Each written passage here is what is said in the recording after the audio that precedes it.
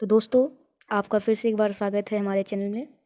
Guys, आज हम बात करने वाले हैं साहित्य सागर के चैप्टर बात अठन्नी की, जिसके लेखक हैं सुदर्शन जी। तो चलिए हम चैप्टर के समरी का स्टार्ट करते हैं।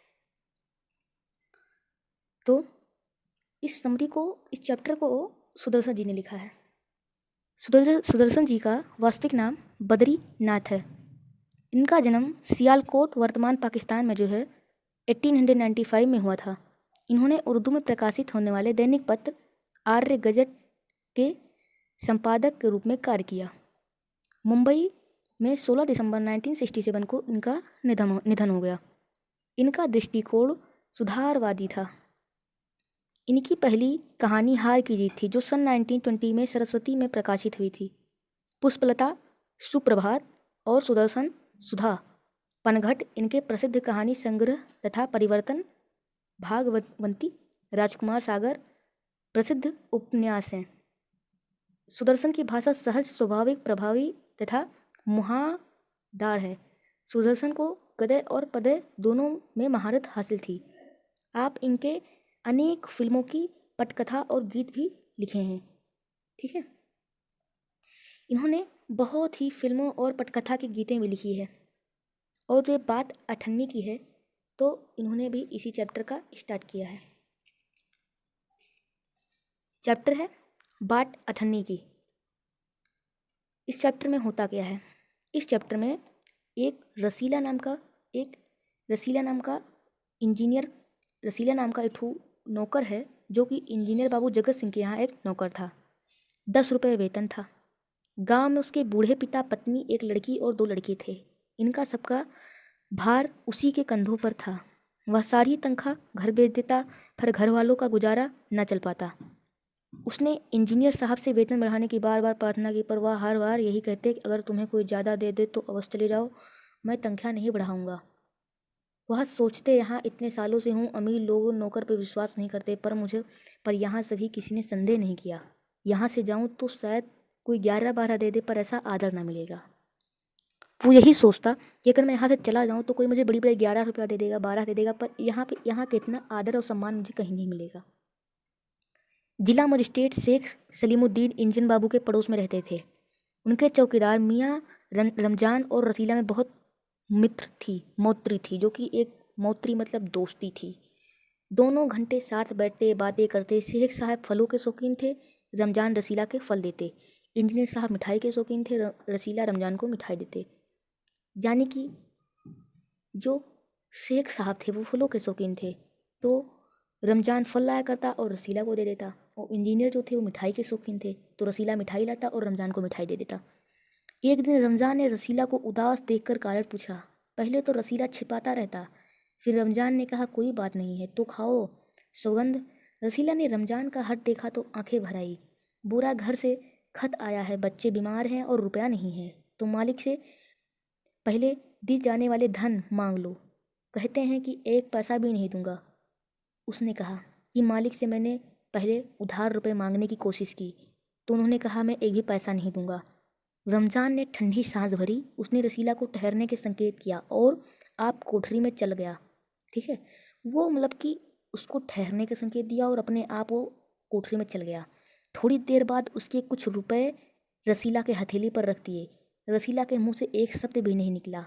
सोचने लगा, बाबू साहब की मैंने इतने सेवा की, पर दुख में उन्होंने साथ ना दिया। रमजान को देखो, गरीब है परंतु आदमी नहीं देवता है, ईश्वर इसका भला करे। रसीला के बच्चे स्वस्थ हो गए। उसने रमजान का ऋण चुका दिया, यानी कि कर्ज चुका दिया। केवल 8 आने बाकी रह गए थे। रमजान ने कभी पैसे ना मांगे, फिर भी रसीला उसके आगे आँख ना उठा पाता। एक दिन की बात है, बाबू जगत सिंह किसी कमरे में बात कर रहे थे।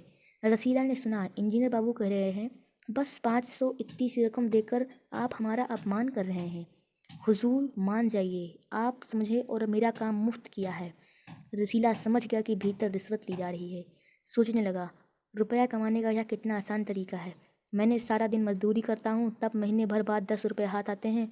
वह बाहर आया और रमजान को सारी बात सुना दी। रमजान बोला, बस इतनी सी बात, हमारे शेख साहब तो उनके भी गुरु हैं। आज भी एक शिकार फंसा है, 1000 से कम तय ना होगा। भैया गुनाह का फल मिलेगा या नहीं यह तो भगवान जाने, पर ऐसी ही कमाई से कोठियों में रहते हैं। और एक हम हैं कि परिश्रम करने पर भी हाथ में कुछ नहीं रहता। ये रमजान बोला। रसीला सोचता रहा, मेरे हाथों से सैकड़ों रुपए निकल गए पर धर्म ना बिगड़ा।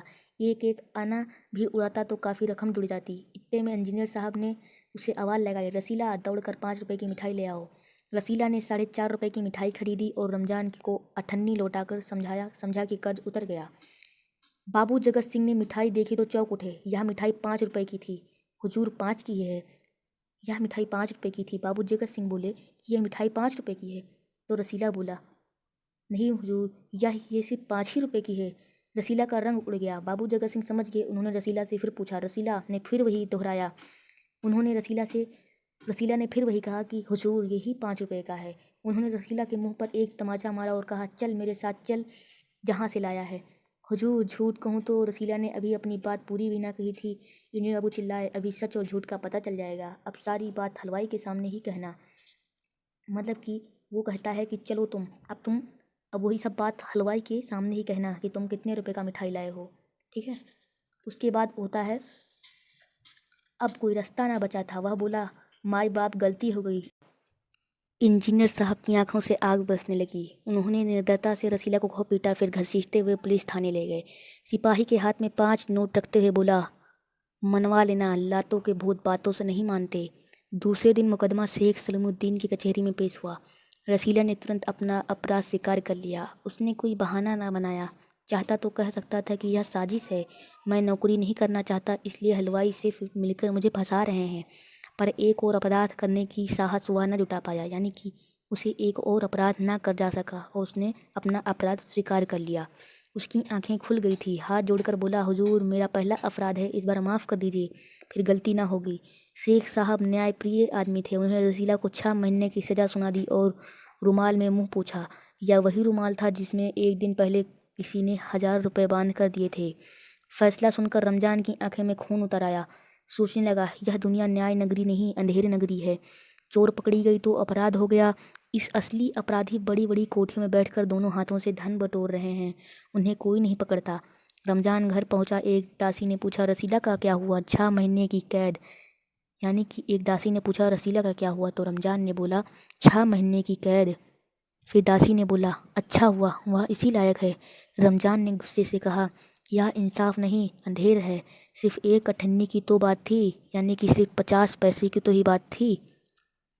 रात के समय जब 1500 के चोर नरम गद्दों पर मीठी नींद ले रहे थे, अठन्नी की ओर जेल की जंग तंग अंधेरी कोठरी में पछता रहा था सुदर्शन। तो गाइस, यहीं से चैप्टर ख़त्म होता है। तो ये थी पूरी चैप्टर की समरी मत समझिए, पूरा चैप्टर ही समझिए, मैंने आपको एक्सप्लेन कर दिया। अब आगे इस चैप्टर के MCQ के बारे में बात करेंगे। इसके बाद हम चैप्टर लेके आएंगे नेताजी का चश्मा, जिसके लेखक हैं स्वयं प्रकाश। ठीक है, धन्यवाद। ऐसे स्टोरी पढ़ने के लिए हमारे चैनल को सब्सक्राइब करके बेल आइकन प्रेस कर दीजिए। फिर से मिलेंगे अगली वीडियो में, तब तक के लिए धन्यवाद।